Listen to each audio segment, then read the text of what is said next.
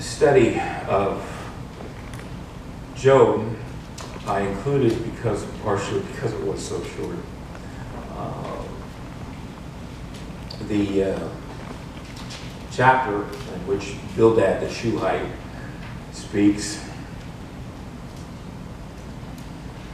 he's a great example to Job anyhow of someone who just doesn't get it. And history is labeled with people like that. It was so embarrassing in Britain that they rarely mention it.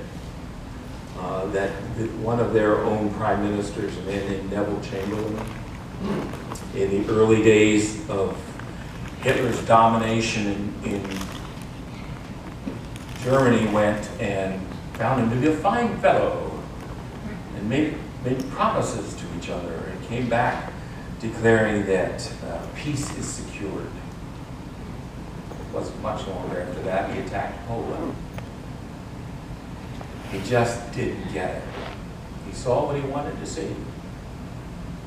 And that really is what's going on with Job's friends. They see in the situation what they care to see.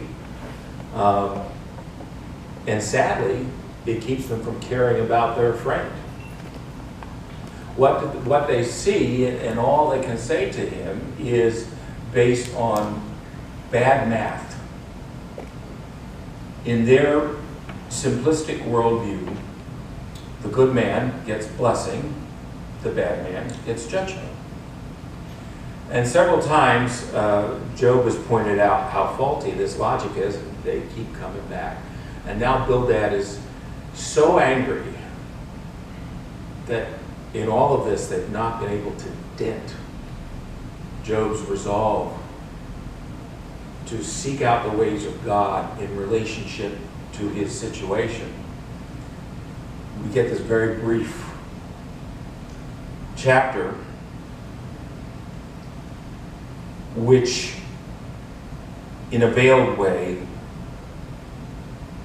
references itself to Job's situation, calling on him to realize that, you just can't cut it before God. Who can he who is born of a woman be pure? Unless with how much less man who is a maggot than the son of man who is a worm. Let's face it, Job, you're just a maggot. You're just a worm. It is no wonder that Job now launches into for several chapters, a different approach.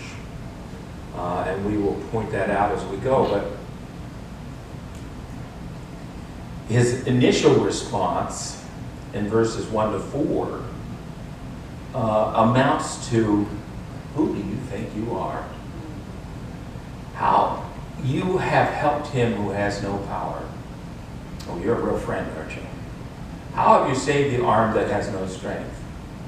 Did you give me a single thing to grasp onto that would encourage me for the future?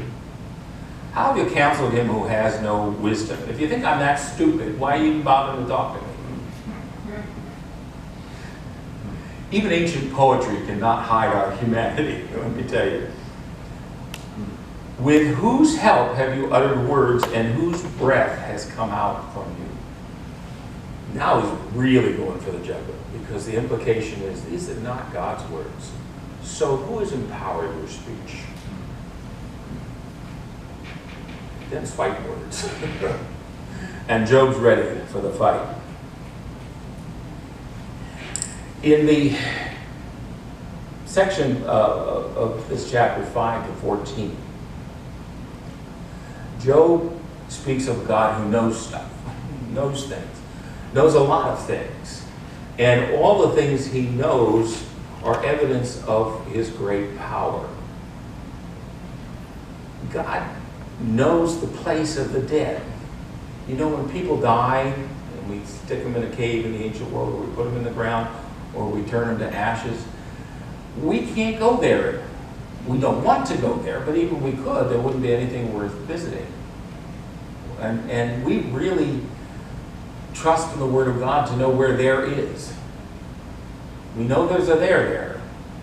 But in terms of space and time, where is it? I have a feeling it exists in space and time, by the way, but that's my own personal bias based on what I think